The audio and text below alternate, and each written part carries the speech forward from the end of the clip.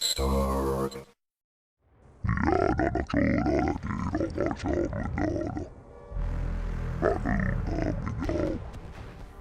Hey, it's Lemon. Welcome to the Backlogs. With another year under our belts and another year looming on the horizon, it's time to try something new. And for me, that means playing some Warhammer 40K. Now, I've never actually played Warhammer in either its tabletop or video game format, but I've always been curious. It sounded like something right up my alley, what with the grimdark fantasy setting and the Lovecraftian horror of the warp, and a metric ton of books and lore to discover. But I never had the time or the hobby room space to ever get fully involved. But that ends today.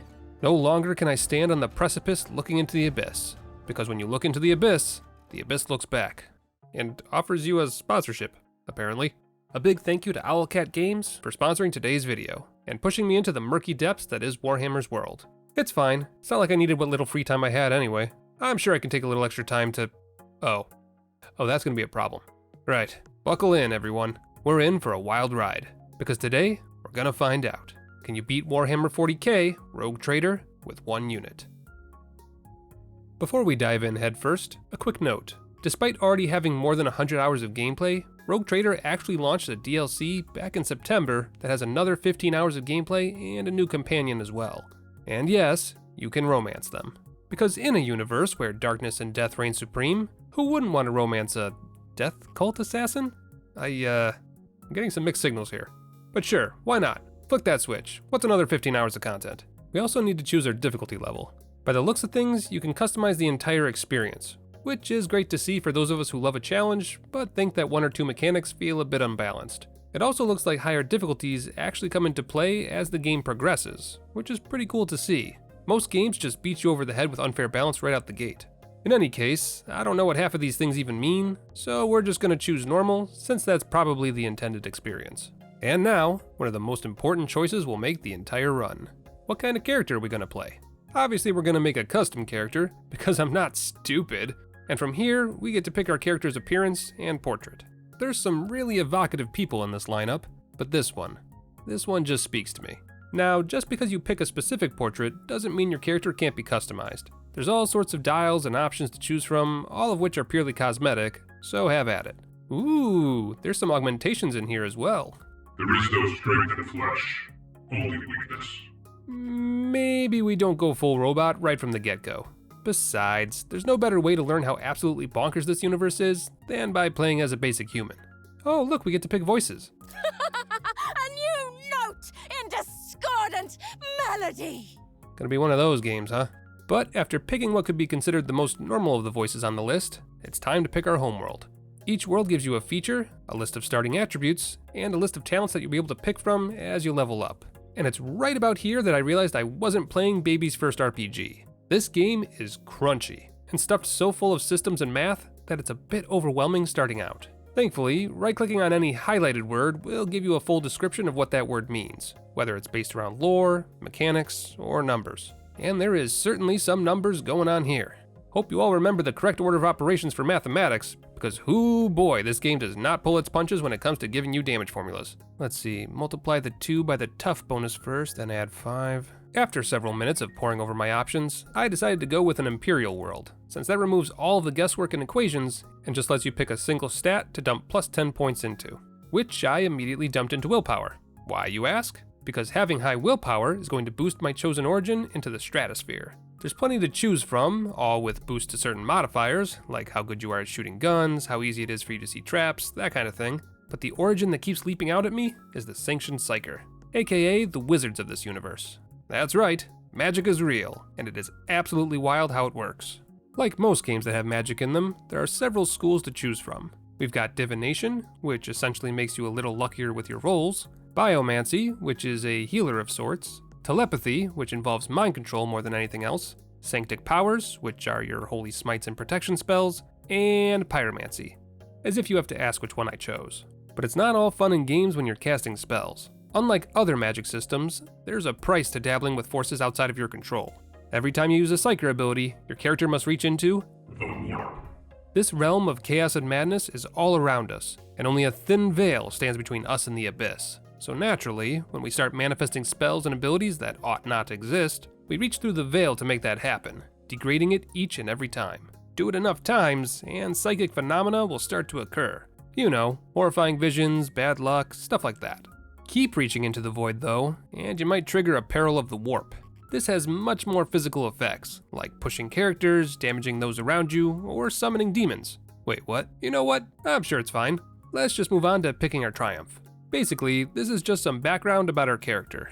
For old sport here, I decide that we single-handedly saved a pilgrim ship by stopping a warp breach. This background gives me +5 persuasion, which will probably be very useful for diffusing fights. Something I'll probably want to attempt to do since fighting with my magic summons demons! We also have to choose a darkest hour, aka a debuff. I decided that messing around with magic nearly killed me at some point, and gave me a -5 understanding about the warp. Sounds about right if I'm being honest. And last but definitely not least, we need to choose our archetype, or what is essentially our second half of our class. Each archetype has a different focus. Some are leaders who direct other characters, others are frontliners, and still others are about exposing weaknesses and causing debuffs. Picking one archetype will affect which archetypes you can pick later in the game, so I took a good amount of time reading over each and every option to make sure I picked the right one. Normally it wouldn't matter as much, since having a full party would likely cover any weaknesses your main character has, but we don't have that luxury. And after reading 3 encyclopedias of abilities and characteristics, I decided that the warrior would be my best bet, since they have an ability that lets them take unlimited melee attacks on their turn. In theory, this will let me zip around the battlefield, comfortably removing all of the enemies before they even have a chance to act. It's not like the game is going to throw dozens of enemies at me at once or anything, so I should have plenty of energy to get the job done. So foreshadowing is a literary device that almost done now. Time to pick our favorite stats. I dumped 10 stat points into willpower, because psyker abilities, 10 points into fellowship, because charisma abilities, and 10 points into intelligence, because knowing how to use logic, medicine, and tech sounds important. And lastly, it's time to name our ship. Welcome to Warhammer, Firebomb Academy. We've got work to do. And after making sure the world calls me by my proper name, it's finally time to play the game. Welcome to the Academy. Truly, they spared no expense. This is just a hallway. Wait until you see the bathrooms. Watching the ceremony from up above, we're approached by Kunrad Voidfer, the Master of Whispers on board the ship. And this, ladies and gentlemen, is how a good chunk of the game is played. Because as you can probably tell by now, this game is a role-playing game. I hope you like reading, because there is a lot of text. And if you right-click on the text, you'll get even more text. But I'm actually glad it's there. As someone who isn't familiar with, well, anything in this universe, having so much information thrown in front of me is actually helping me put together context clues.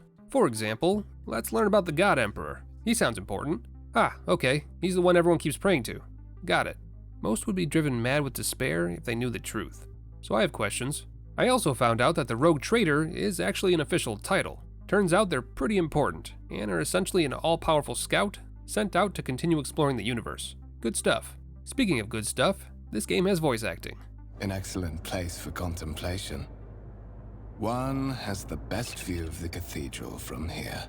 It's not always there, since there is several books worth of dialogue in this game, but every now and again the game treats us with some high-quality voice acting. You'll love to see it. Anyway, time to decide what kind of character we're playing here. Considering I have absolutely no clue what's going on, lovable idiot it is. Now, because this game is so text-heavy, and because there's so many different options to choose from when it comes to dialogue choices, I'm gonna have to summarize quite a bit to make sure this video is less than 18 hours long. So apologies in advance. But trust me, there's a lot going on, and we'd be here all day if I tried to do it all justice. So for now, just know that I'm Lemon von Valencius, distant kin to the Rogue Trader.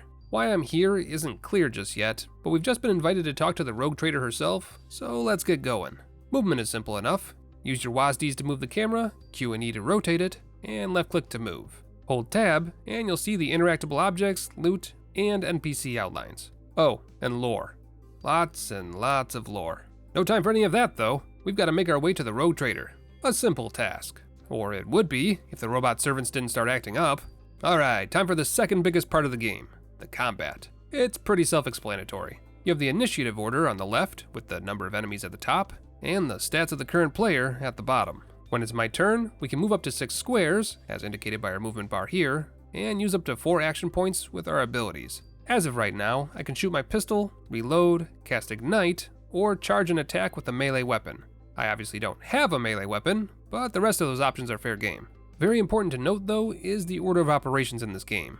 More often than not, if you attack, you forfeit all of your movement points. So you can't move, attack, and move again.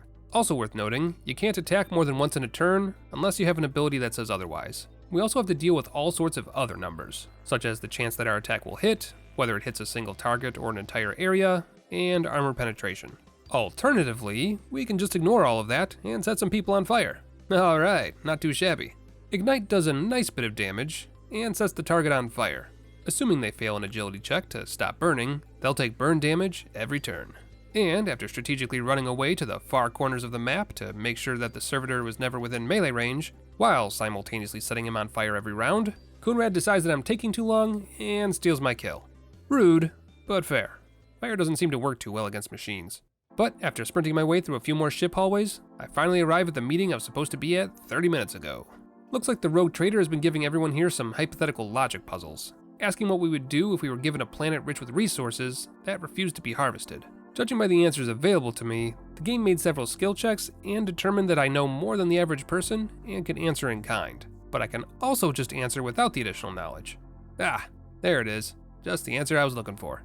Well then, I am disappointed. Why? Because I got it right? Turns out, deciding to play solo in my challenge run has more consequences than simply being outnumbered in combat situations. When you have a party with you, skill checks are done by the party member with the highest number in that skill. No party members, no way to shore up all the weaknesses of your character. Why did I think this was a good idea again? Oh, right, story stuff. The rogue trader, Theodora, has gathered her heirs from around the universe in search of someone worthy of taking up the mantle of rogue trader after she dies. She doesn't intend to die anytime soon, but being so high up the totem pole tends to put a target on one's back. So she wants to find and train someone now so that it doesn't fall apart later. And it's all falling apart. Man, servitors glitching out and an active rebellion? I'm having one hell of a day. 13 against 4. Not exactly the best odds, but I'm sure we can manage it. There, see? Abelard just took out 3 dudes in one go. And Mort over here. Can I get one of those? I'd really like one of those. Well, the rest of the party seems like they've got things handled. I'll just kill this guy here and go hide behind some cover. And after one more round of combat, where I set another guy on fire while all the other enemies get brutally murdered, that's the end of that. I make my way across the ship, which seems to have entered a state of anarchy and rebellion everywhere I go, and meet up with Coonrad, who confirms that the officer's deck is not responding to radio calls, nor the navigator's post. That last half is really bad news, considering that without a navigator, we could be assailed by the warp. This is particularly bad news for psychers like myself and Theodora's other heir, Edelthrad. Being this close to the warp without protection, for those of us who are more sensitive to it, could result in mutations, or worse. Best we go find the navigator and make sure he's okay. Come on, Coonrad, let's... Well, that explains how the rebels were able to take over the ship so quickly. Turns out, Coonrad is a traitor, and is after the Warrant of Trade, which is essentially a sacred document that gives whoever owns it the title of Rogue Trader and all the powers therein. Seems like a bit of a loophole that you can just steal a holy document and become the Rogue Trader, but what do I know? I decided to try to use my Psyker powers against Coonrad, but unfortunately for me, he is also a Psyker, and is able to not only fight back, but take control of my body. Guess he's not level 1 like I am. So, with little choice in the matter, I'm forced to shove my hand into this robot skeleton's mouth, which draws some of my blood, and confirms that I am in fact an heir to the Von Valencia's throne. Completely unrelated, Coonrad apparently stabbed me with something while I was asleep, and now I hear voices in my head. So that's fun. Oh good, the robot skeleton can speak.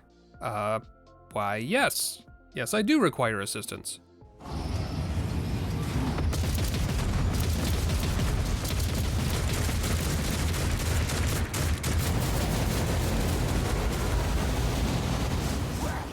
There is still another way. Now that's what I call service. I give ye old sacred document a look, finding it to be a bit larger than I expected, then get yelled at over the radio to head over to the bridge to help squash the ongoing rebellion. Oop, better close the door first. Can't have someone going in there and stealing the wallpaper. Oh, hey Abelard, got any medkits? I've got some wounds I need taken care of. So in Rogue Trader, things work a bit differently than I'm used to. Medkits can be used mid-combat to heal a certain amount of health, but if you survive the entire combat, you'll return to full HP automatically, which is great news. However, if at any point in the fight you take more than half your health in one hit, you'll receive an injury, which lowers your overall stats and effectiveness. Fresh injuries that are healed with a medkit in 3 rounds or less are simply removed, but any injury that lasts longer than 3 rounds before being healed with a medkit requires a medicine check to remove as well. An interesting system, especially considering injuries can stack if you don't take care of them. But after healing up, more rebels enter the room, which means Abelard and I need to fight for our lives. and it's here that the game gives me control of a second character. Now obviously I didn't have much choice in the matter, seeing as this is still the tutorial and all, somehow. But what I can do is do what I normally would do in these kind of situations, and just use them as passively as possible. 7v1. How bad can it be? I see. Right, new plan. Abelard, you go that way and be a distraction, and I'll go literally anywhere else. With Abelard leading half of the enemies on a merry chase, I'm able to focus fire on the other half, no pun intended, while applying my universe-famous running away technique.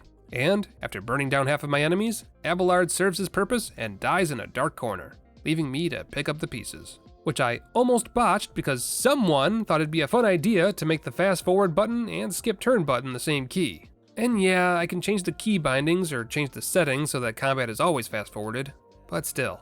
Ah well, not even close. And with that, we've earned our first level up. Looks like our first level gets us plus 10 in a skill of our choosing. Considering I can't use medkits unless I put some points into Medicae, that's an easy choice. Can't be relying on allies to heal my wounds in a solo run now, can we? We also get to enjoy the time-honored tradition of looting the bodies. What? It's not like they need these swords anymore. A nice quality of life mechanic that Rogue Trader has is that clicking on one body will automatically loot all of the others around you within a pretty wide radius, so you don't have to go to each individual corpse to pick up all of their swords. Moving on, we bump into another NPC, Idara Talas, Theodora's personal diviner psyker. God, there's a lot of psykers on this ship. It's almost like I picked the coolest class or something. Sorry, old man. The voices are so loud I can't even hear myself. You know, I'm starting to think I chose the right psyker class. According to Idira, we need to get to the Navigator quickly, because judging by the bits of immaterium leaking through the walls, something is terribly wrong. You don't mean the engine say Prime is... Said, without a doubt. And the voices wail, heralding countless nightmares, cackling at each soul among the hundreds that are now joining the warp. And you must be super fun at parties, huh? Ah, great. Another NPC forced into my party. But don't worry, she's not completely useless. Turns out, she's got a psyker staff that can shoot lightning, which means I now have a psyker staff that can shoot lightning. And just in time for another round of combat. I shove Idira and Abelard to the sides, then start the fight. And right away, I notice things are a bit different here. Because of the heavy warp presence, things aren't quite right. Even the audio gets warbled, which is a nice touch. In any case, let's see how this lightning arc thing works. Rather well, actually. If enemies are close enough together, the lightning can chain into 4 separate targets. Good to know. Another good quality of life feature, you can plan out your attacks without taking any actions beforehand. So for example, I'm a bit out of range at the moment, but I can pick a movement tile and an attack to see what kind of range and attack damage I can do before approving my choice. Very helpful for making sure you don't waste your turns. Unfortunately, the veil is heavily degraded at the moment, so all of this casting I'm doing is making me easier to hit. But despite it all, we get the job done.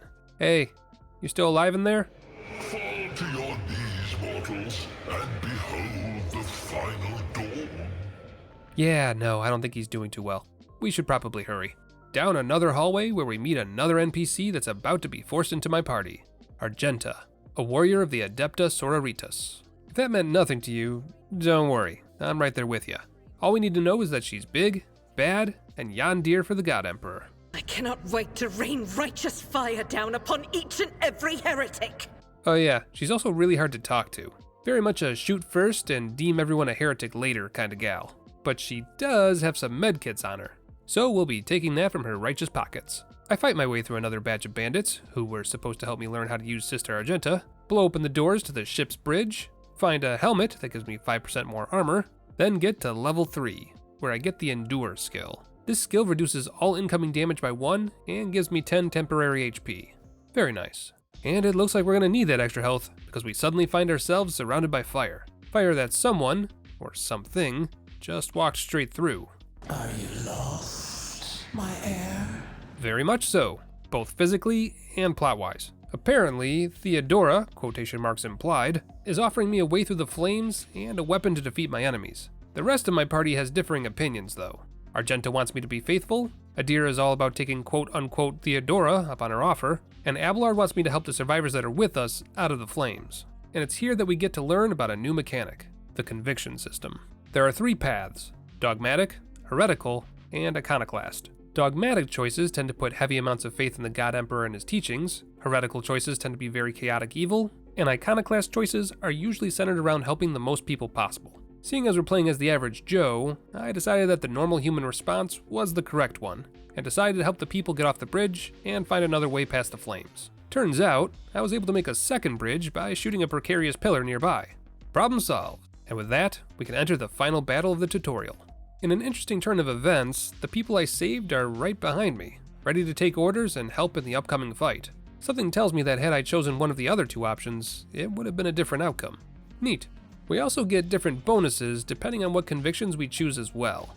As you can see, the 3 trees have 5 tiers each. You aren't locked into only one tree, but only one of the 3 trees can reach tier 5. What's more, several dialogue options are locked behind certain tiers. Yet another batch of mechanics we need to consider while playing. You know, maybe we should ask Theodora what needs doing before we go to the bridge. There might be something more important going on that we haven't considered. Oh. Okay, well, that could be a problem. Nobody panic. No! Or panic, yeah, that's fine too, I guess. Well, I guess someone should say something. Theodora was definitely the most rogue traitor of all time. Ashes to ashes, rust to rust, the Emperor collects, and all that. On an unrelated note, I call dibs on her cloak. Oh, look, her bodyguard. He doesn't happen to still have that flame weapon, does he? Aw, man. He does have a helmet that requires me to be dogmatic, though. I guess certain equipment requires specific convictions as well. Good to know. I also found some goggles that give me +3 logic, and a rosary that gives me +10 to commerce and Imperium lore. It's a good day. I mean, maybe not for Theodora, but I'm having a good time.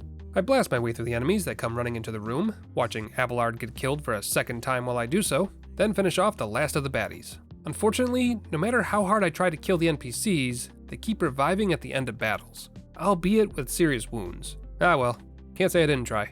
I also leveled up again, this time getting a special ability that grants me more movement and ability points mid-turn, and also finally got to pick another ability from my Psyker list. I decided to go with Backdraft, which makes it so that whenever I deal damage with a psychic power, a random enemy 2 cells away from the target suffers half the damage as well. And yes, that includes my lightning arc. But with that done, we finally reached the bridge, and it's not looking good. Oh look, it's Kunrad. He seems like he's having a good time. I did find Ethelthrad though. He's not doing so hot at the moment.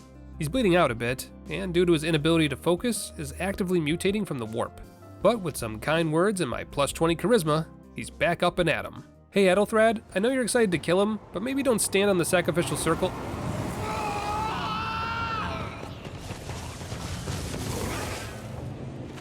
Well, that's a problem, and so begins the first of many brick walls in this run. Ethelthrad, or what remains of him, has 128 health. There are also 6 other enemies around the map that I have to deal with as well, by myself. But don't worry, Ignite does a whopping 2 to 3 damage. This fight will be over before you know it. See? What'd I tell ya?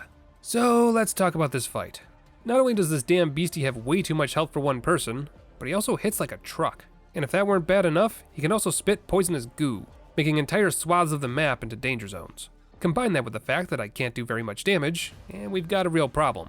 But don't worry, it gets worse. Because even if I do get him below 100 health, he can actually kill one of his own allies to get all of his health back. Cool, super cool, really glad I decided to solo the game.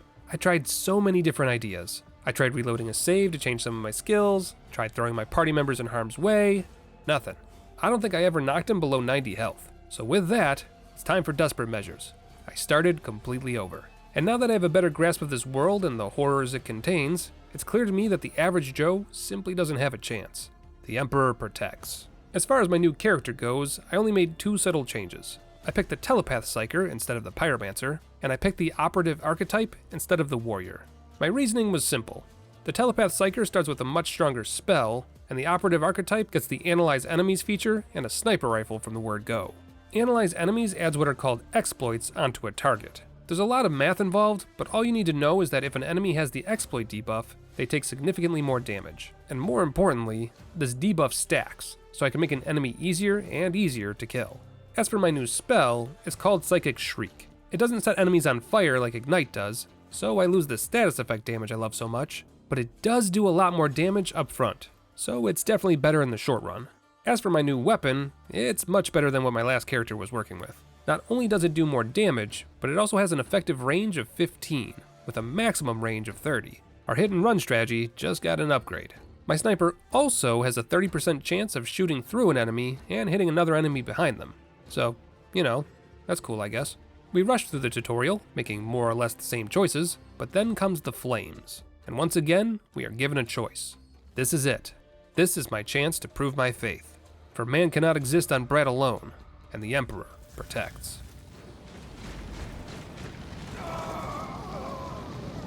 So that might not have been the best idea. To my surprise though, it works. Not only do I remove Theodore's apparition and make it through the flames, but I see a vision of the Aquila, the sacred symbol of the God Emperor himself. Walking through the flames has also removed whatever voices were in my head in my last attempt, purifying my mind from Coonrad's corruption. Granted, walking directly into the searing flames also pushed my body to its limits, but this is fine. After all, I only need to fight one more battle before I can rest. I hit level 4 and unlock my momentum attack. Because I'm an operative, this means I can inflict an exploit on an enemy and make it so that whatever enemy I've attacked has a permanent negative 30% debuff to dodge and armor. Sounds useful. Good thing I literally never used it in this entire run. You'll see why later. I also chose the Tide of Excellence talent, which gives me +1 damage and +2% armor penetration every time I trigger an exploit on an enemy. This bonus lasts an entire combat, and applies to every single enemy I attack, not just the ones I exploit. Considering I'm triggering exploits every single turn, that's gonna add up fast. And with that, we're back at the Chaos Spawn. The Emperor protects! Sometimes! But after several deaths and a bit of time figuring out the correct placement for my meat shields, party members, the battle starts to drift in my favor. We're doing close to 20 damage a turn, which means we only have to hang on for 6 rounds. Why? Okay, new plan. Throw my party members into the Chaos Spawn's maw, and while he's busy chewing on them, shoot all the enemies around the map so that he can't heal off them later. And after several very lucky rounds, that's every single normal enemy dead. All that's left is the beastie. The beastie who I've been stacking exploits on this entire fight. Ah, math. You love to see it. Unfortunately, the stacks disappear once you hit the enemy, but I can always add a few stacks at the beginning of my turn before I attack, so the damage will likely be above 20 no matter what. And with Tides of Excellence now a thing, that number will only go up with each round. And after 10 rounds of combat, the numbers finally add up. Goodbye, beastie. If you truly do hail from that realm that men once called Hell, when you return there, tell your kindred it was Lemon who threw you back. Naturally, defeating such a hard boss gave me enough experience to level up, which I spent on more willpower and the Psyker Minoris talent. Both of these will massively increase the damage that I do with my Psyker abilities, and Psyker Minoris unlocks several Psyker spells that I'll be able to choose from in later levels as well. To emphasize how huge of an upgrade I just got, let me show you a comparison. Before this level up, I was doing 1 to 9 damage with my Psychic Shriek. After, I'm now doing 7 to 16. And that's before I start using exploits on enemies. But with the boss dead, it's time to regain control of the ship. I take my rightful seat at the helm, have a brief moment of warp hallucinations, which we're just going to pretend didn't happen, and with one final lurch, the Academy escapes the warp, bringing us back to real space. Unfortunately, it was not without cost. Our navigator, corrupted by the warp and injured as he was, gave his life getting us back, which means we're going to need to find a new one if we're going to be doing any sort of deep space navigation in the future. But though it cost us thousands of lives and nearly crippled both me and the ship I rode in on, we've done it. We've cleared the tutorial, which means it's only smooth sailing from here. No, don't look at the runtime, it zips ahead from here, I promise. Stop looking at it! Now then, as captain of this ship, it's my job to take care of all the problems that are currently plaguing it. And oh my god, are there some problems. The first order of business is to meet with all of my officers and get a better picture of what's going on. I love that the game knows some players aren't going to want to do that and just lets you. I mean, I'm not going to do that, but it's funny that we could. It sounds like the fires around the ship have been mostly put out, and our financial losses are recoverable. However, we did lose about 2,000 crew members, which means we'll need to stop at a local planet to recruit some new ones. This is a bit complicated, due to the fact that the nearest planet is under the protection of another rogue trader, but we'll cross that bridge when we come to it. We also lost a good chunk of our machine spirits. Oh yeah, that's a thing in Warhammer. Computers aren't just computers, they're machines with spirits inside them. Spirits that need to be constantly calmed down and persuaded to help do their jobs, rather than mindless machines that only require button presses. Apparently, the machine spirits on the ship are in mourning due to their heavy losses. We also lost our primary tech priest, who was in charge of all this, so we'll need a new one of those as well if our ship isn't going to tear itself apart. So, new crew members, a new warp navigator, and a new tech priest. Find all of those, and we can begin to travel the stars properly again. Without all three though, we're stuck in the current star system. Oh, it also turns out that Theodora was coming to the star system for a particular reason as well. Apparently, she was trying to find the right-hand man of the Lord Inquisitor. I'm not sure exactly who that is, but judging by the way everyone keeps shuddering and flinching at the title, this is a big deal. In any case, let's push forward. I do a little number crunching, and realize that if we're gonna continue melting enemies with spells, which I absolutely plan on doing, we should really be choosing the heretical dialogue options. The more heretical we become, the stronger my psychic powers will be. I'm not sure I'll actually do that, since chaotic evil really isn't my style, but it's good to know it's there. But enough of that. Let's do some space travel. We can't go outside of this system, but we can travel to any planets or locations of interest, of which there are several. Might as well start with the one that's closest to us, Urak 5. And would you look at that, I can choose my team. Finally, some peace and quiet. Oop, looks like I might have spoken too soon. Turns out Urak 5 is currently undergoing a rebellion of sorts. Apparently, this station is very important to House Orcelio, a noble house of this system. I don't have all the details, but there appears to be a woman here who both sides of the conflict very much seem to want. Funnily enough, the man I'm speaking to is capable of being a navigator, so we could just take him and bounce. But that's a bit too brutish for my tastes. Might as well see what's going on here for myself. I make my way around the place, disarming a few traps and finding some goodies as I go, and immediately get thrown into combat with some rebels. 10v1. I like those odds. Wait, no I don't. I don't like those odds at all. And so begins the loop that ate up most of my time in this playthrough, loading and reloading before combat. Things always start out promising, with me deleting 2 or more enemies right from the start, and on a good run, I can usually whittle down enemy forces to what would appear to be a reasonable amount. But all it takes is one bad turn for everything to go from victory to failed attempt. And trust me when I say that one bad turn happens more often than you'd think. What makes it worse is that I know it's not unfair. This is just what happens when you give the enemy 10 chances to hit you. Even with very low odds to hit, 10 chances every single round are eventually going to result in some hits. Hits that my very squishy wizard just can't take. But take them we must, because if we're ever going to be strong enough to take on the rest of the game, we're going to need experience. And killing enemies is simply part of the process. I explore the rest of the area, finding a better sniper rifle and 2 pairs of gloves that give me a bonus to tech use and persuasion respectively, and find some journal entries that seem to imply that all is not right with the woman I've been sent to save. People who spend time around her go mad more often than not, especially when she feels strong emotions. This is fine. I'm sure it's fine. And after an hour of exploring, I finally find her. Looks like the journal entries were true. She appears to be upset, and everyone around here appears to be echoing her feelings against their will. Thankfully, I've been pumping points into willpower like my life depended on it, so I'm able to withstand her powers. And I'm even able to talk her back down to baseline. See, I knew charisma would be handy at some point. Oops, guess I was too charismatic. Poor girl fainted just from talking to me. I do some more chit-chatting, persuading the rebels that I'm just here to assess the situation, and I'm told that they are actually the real family, and the people I met downstairs who asked me to collect the lady are the actual rebels. Allegedly. The best part? The game gives me every possible option to choose from. I can kill these people here, kill the people downstairs, kill them both, or just leave the station in frustration and let them duke it out amongst themselves. Personally, I believe that the people up here are telling the truth. The old man here only wants the lady to be safe, and is actually asking me to take her with me, unlike the people downstairs. So I guess it's time for some violence. But first, another level. I pump more willpower, for obvious reasons, then unlock Aftershock, which makes it so that any target that I deal psyker damage to takes half that damage again at the end of their next turn. Seeing as we're a one-man army going against increasingly overwhelming odds, the more free damage I can dish out per turn, the better. I melt all the enemies downstairs with lightning, scream at the man who tried to make me steal the lady for him, and immediately get the satisfaction of watching Aftershock do its thing. He takes one last turn, misses his shot, then dies of embarrassment. I promise the lady, whose name is Cassia, that I'll restore her to her house as soon as possible if she'll be my navigator for the time being, which she agrees to so long as we take her people on board. Sounds like feeding 2 birds with 1 scone to me. Consider it done. And with a navigator collected, it's time to go check on the nearby planet, Rykad Minoris. Oop, wait, time out. Turns out the DLC just activated. Remember how I mentioned something about a death cult? Yeah, they're actually on the ship.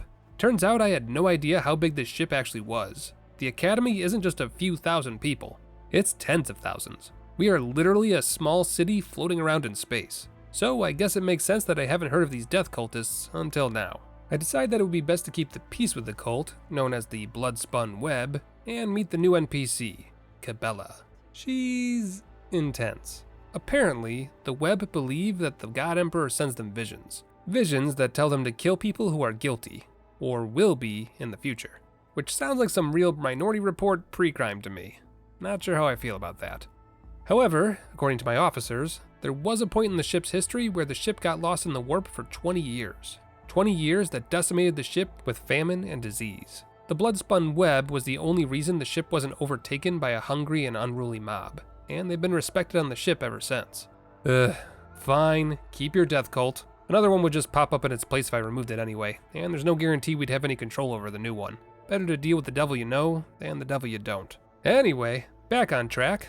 Let's head to Rykad Minoris, is what I would say if there wasn't a revolt in the lower decks. Why is it always a revolt with these people? Whatever happened to sending government officials a petition? That always works. Right then, down to the lower decks we go. We could have just ignored it, but I want that sweet, sweet XP. Something important to note, for this mission, I can't dismiss Abelard. Turns out some missions require you to bring certain NPCs with you. A bummer, but it's fine. I'll just leave them in a corner every time we have a fight, like we did in the tutorial. So, turns out the lower decks don't like the officers very much, and the officers don't like them either. Abelard himself mentions how he wishes he could turn the entire lower deck populations into servitors. Actually, come to think of it, most of my officers tend to refer to the lower decks as scum, rather than people. Super cool and good. What a wonderful ship I've inherited. The guards down here want to solve the problem of the revolt with an iron fist and firing squads. But considering tensions are already high, and we're short on crew members as it is, let's not do that. I talked to the leaders of the rebellion, and find out that the guards here are abusing the entire population in an attempt to root out any remaining rebels from the earlier attack. I also found out that Abelard already knew about the situation, and just hasn't been telling me on the pretense that it wasn't important enough for my attention. God, what a mess. I tell the leaders that the officers will stop abusing them if they're willing to root out any rebels on their own, which 2 out of the 3 of them agree to. Can't make everybody happy, I suppose. And that includes Abelard. The man really doesn't like the fact that I came down to solve the problem myself. Apparently, the rogue trader isn't supposed to visit the lower decks, as it's beneath my station. But I disagree. It's my ship now, and the people in it are my responsibility, regardless of what deck they're on.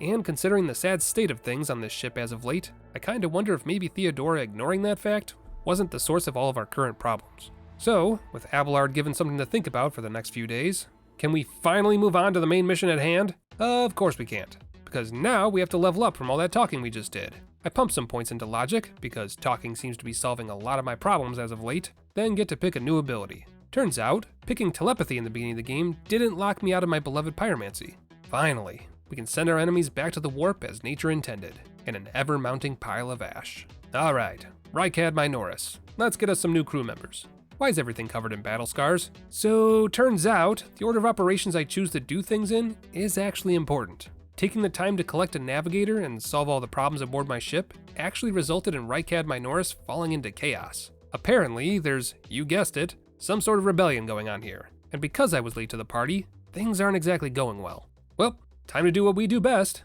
burninate all the people. Funnily enough, while Ignite was a terrible spell to start with in the tutorial, it's actually stronger than my Shriek now. Combine that with the burning effect it causes, and the aftershock effect, and pyromancy is back on the menu.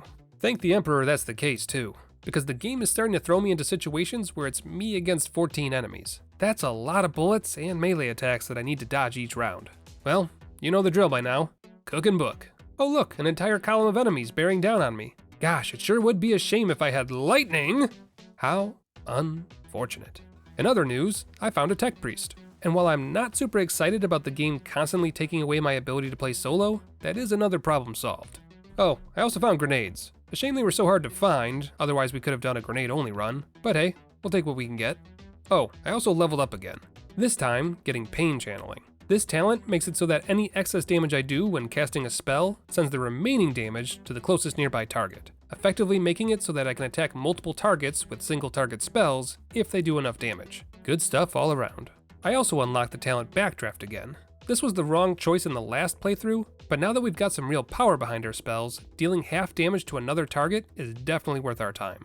A few combats later, and I found my way to the center of the problem. Some sort of heretic cult that seems intent on bringing about the chaos of the warp and enveloping the entire planet in its madness. Which brings us to a rather disappointing mechanic of Rogue Trader. Sometimes, when big events are happening, the game opts to tell you rather than show you.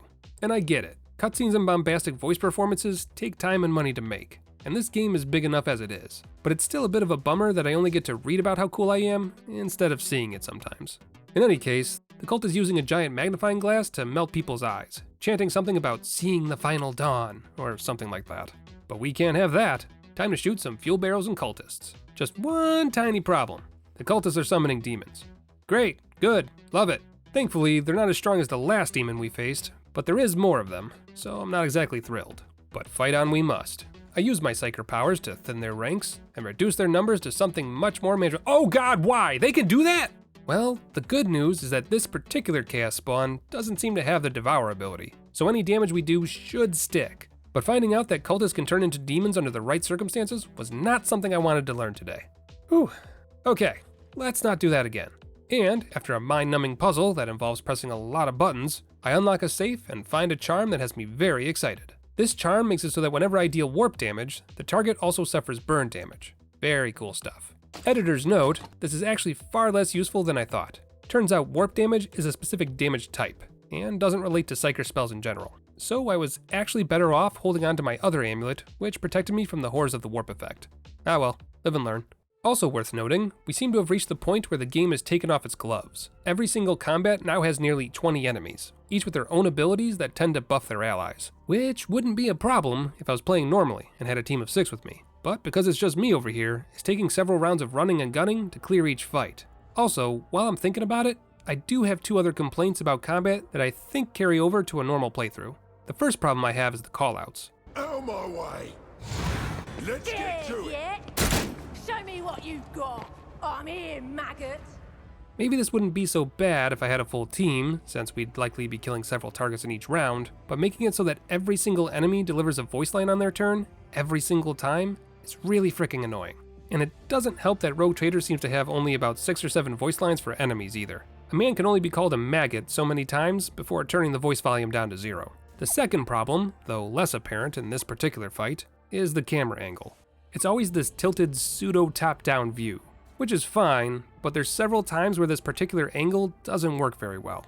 It feels like there's always some piece of level geometry or building in the way, and I've noticed that it makes it a bit awkward for the camera to keep up with the action. This also tends to happen quite a bit during the dialogue cutscenes as well, with foreground objects straight up blocking my view of the characters. Again, not the end of the world considering you're supposed to be reading and not watching your character stand around, but it definitely makes for some awkward footage. I can't tell you the number of times I had to reposition the camera in hopes of making it so that the audience had something other than text to look at. And personally, I kinda wish that this game had a top-down view button, but maybe that's just me. Anywho, let's skip ahead a bit. I fight through more waves of cultists, with Chaos Spawn becoming more and more frequent, sometimes resulting in several of them on the field at once, but it's nothing a little cooking book can't handle. Further on, I come across a crowd of regular citizens who are being killed one by their chief. Bossman here has apparently been corrupted by teachings of the warp. I point out the man's mistakes with logic and reason, persuade him to stop doing what he's doing, then make sure the Emperor's justice is delivered upon the heretic. And finally, after several hours of combat, I found the governor. The governor is more than happy to give me the crew members I need to replenish my populations, but says he can't do so until the rebellions across his planet are crushed. It's always something, isn't it? Alright then, I head to a nearby temple, kill a few tech priests in self-defense, pick the Blazing Inferno talent when I level up, which makes it so that I get a stacking plus 1% chance to land a critical hit every time I deal damage, and somehow bump into Heinrich, the right-hand man of the Lord Inquisitor. What are the odds? Turns out Heinrich's goal aligns with ours, and he willingly joins me in the fight to stop the cult activities on this planet. Yay, more forced NPCs. Oh, we're fighting up to 26 enemies at once, by the way, just in case you were wondering. Anyway, I find a tech priest who informs me that the other priests aren't yet corrupted by the warp, put him out of his misery, find said priests, who open a door to let me go deeper into the temple, and it's here we find a big bad, Aurora. Aurora here is trying to bring about the final dawn that we heard about earlier. I don't know what that is, but it sounds bad. Right then, 2 arms, and it's right here where we hit another brick wall. See this text here? We have exactly 2 rounds to stop the reactor from exploding. Any guesses how we do that?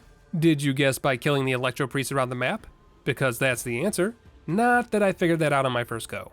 Definitely ran out of time. Alright, well, now that I know what's going on, let's try again. So, good news, bad news. The good news is that killing the electro priest does in fact give me an extra round before the reactor explodes. The bad news is that because of the way they're spaced out, it's impossible for me to kill more than 1 priest each round. which means I have to kill a priest every round in order to avoid another game over screen. Which brings up the second bit of bad news. There's a whopping 25 enemies running around this room, most of which are not electro priests. And since I have to focus my fire on the priests, those 25 enemies trip me up almost instantly, either by blocking my path or constantly wearing me down with opportunity attacks as I run past. No matter how I positioned my meat shields, no matter how quickly I was able to reach the targets, it just wasn't enough. The room is set up in such a way that there's no physical way to reach every target in time as a solo player. But to admit defeat is to blaspheme against the Emperor. For those who seek perfection, there can be no rest on this side of the grave. And so, though it pains me to do so, I decided to temporarily turn down the difficulty to easy in hopes that this would give me the edge I needed. And while this certainly helped, since it lowered all the enemies' health and made them much more likely to friendly fire on one another, and it did make it so that I was able to clear out more than one priest before immediately losing, it was all in vain. I was barely able to reach the third priest at this end of the room, using a holy hand grenade to do what my legs could not. But though this gave me 2 rounds to reach the next one, there's just no physical way to do it. The room is simply too big, and my movement speed is just too low. And it's not like there was any stat we could have taken to increase our movement speed either.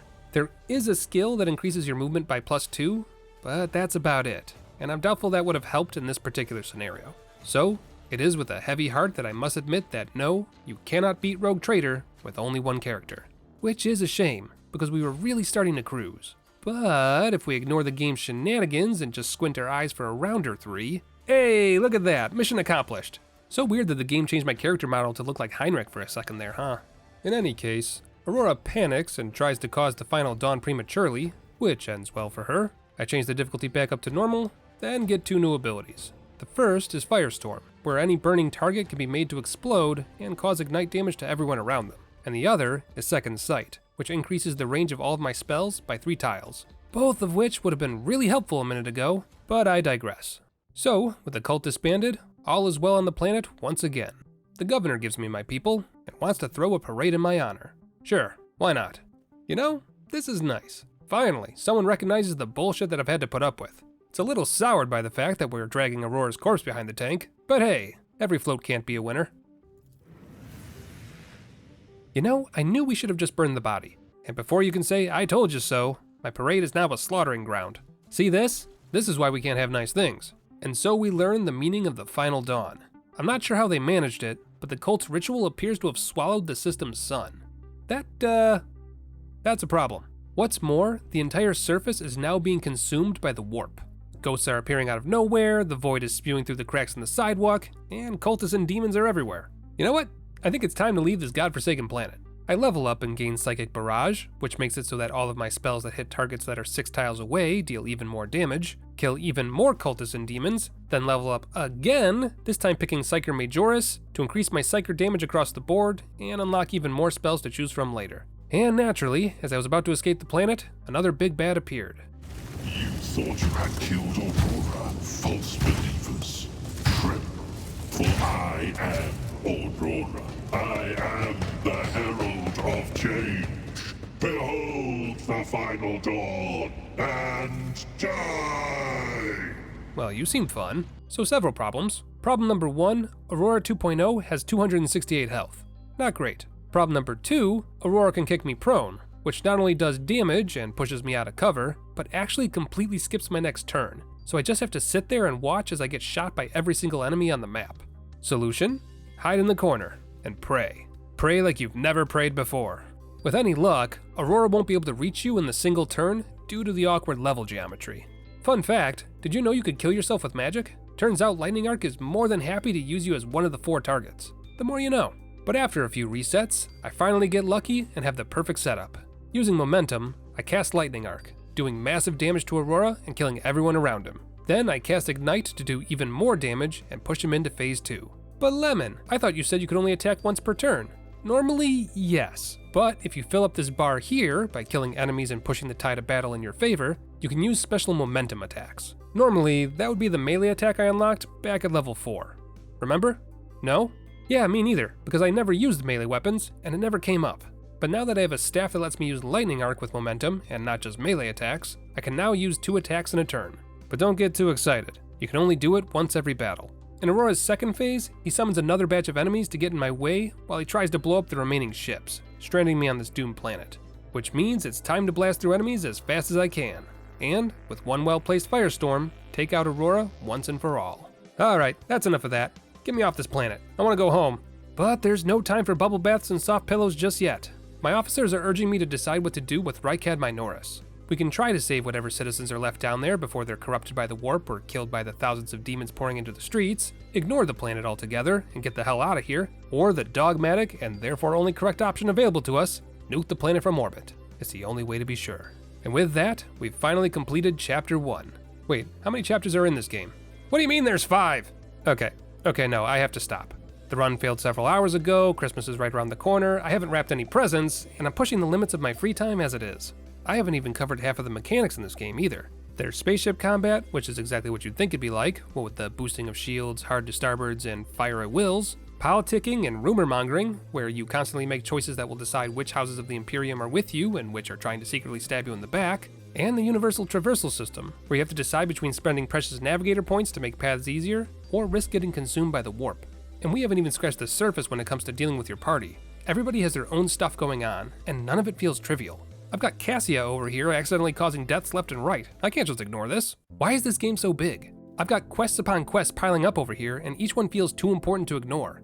I don't think I've ever really had that happen to me before in an RPG. Normally, there's at least a handful of quests that you can just let rot in the back of your quest log. But do that here, and you've got entire planets suddenly refusing to pay tithes or sabotaging supply lines. And this level up system. This is above and beyond what I'm used to. I can barely keep track of all my own abilities. I can't imagine what kind of nonsense I could get up to if I had a full party. And believe you me, I could get up to some nonsense. I played this game for well over 30 hours, and my build by the end was so overpowered that I could end most combats in 3 turns, no matter how many enemies the game threw at me. Don't believe me?